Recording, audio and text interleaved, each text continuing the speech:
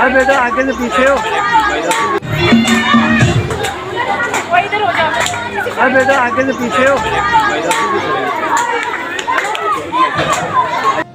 अस्सलामुअलैकुम, मैं हूँ रिमशा राजपूत। खबर शामिल करते हैं पाकपतन के नवाही गांव अड्डा फरीदकोट से।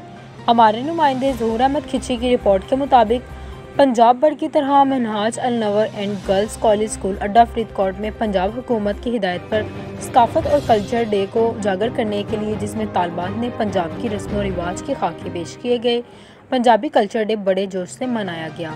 स्कूल की बड़ी सजावट की गई। तालिबे इल्म बच्चे भी अपने घर में से बड़े सजकर आए। प्रिंसिपल चौधरी मकसूद अहमद ने मीडिया से बात करते हुए कहा कि बच्चों ने स्कूल को बहुत खूबसूरत तरीके से सजाया गया है और स्पेशल स्कूल की सजावट पर रौनक भी बहुत लगवाई है। अहले इलाका के लोगों ने मुबारकबाद भी पेश की।